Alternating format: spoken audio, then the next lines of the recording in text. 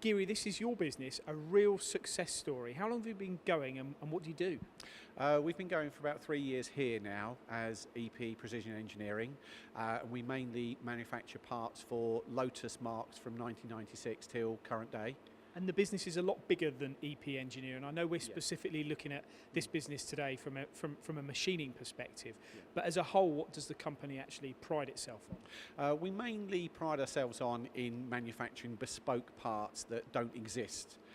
We have a design team here that manufacture parts that will make the car go faster, stop quicker, look nicer, that kind of thing. And we've got some of those parts here. If we could pick maybe one or two of them up. Let's have a look at this one to start with. Yeah. What is it and what do you make it on and how long did it take? Yeah, this took about an hour and a half of machining on the live tooling Herco lathe that we've got. It's an integral part of our 7-speed sequential gearbox, which we designed from scratch about 5 years ago. It's the part that actually rotates the gear change mechanism so that it will go from first through to 7th. There's a lot of machining in that.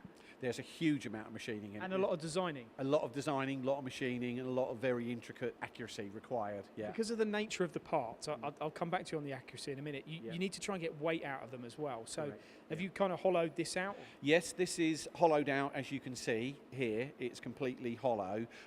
We put it through the stress analysis via our CAD, and we've made it a little bit belt and braces, but it's about half the weight that it would be if it was solid.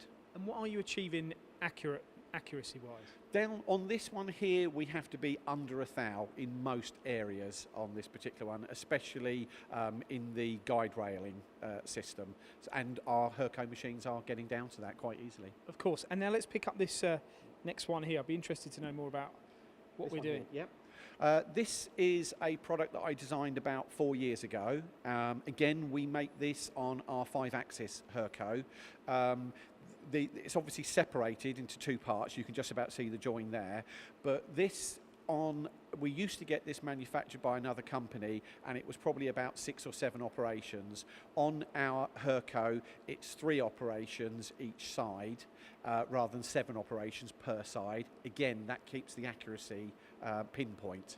And this is on the VMX42, is it? That's on the VMX42 we do this, yeah. You're machining aluminium there, so how fast are you machining? What sort of speeds? Although it can go up to about 12,000, we probably keep it around about 10,000 RPM mostly. And this is why this machine shop's here, isn't it, Geary? Because previously you were subcontracting a lot of this work out. You wanted more control, so you basically put EP Precision out there on the map, didn't you? Absolutely, yeah. We used to have about 5 different companies manufacturing our parts for us. They're all good companies, but I did find issues sometimes with quality control, whereas it's so much better having the quality control 10 yards away rather than 10, 15 miles away. We've talked to Ed on a technical level about the machines and what he likes about them. Yeah. What would you say about Herco, Geary? I think for me, as not being an engineer previously, the reliability has been absolutely superb. The ease of my guys coming in and using them, but I would say that the forte that, as far as I am personally concerned, is the after service that we've actually had from Herco on the machines. Any issues we have had, they've sorted within 24 hours, but we've had very few issues. A real success story. Thank you very much for your time. Absolutely, absolutely.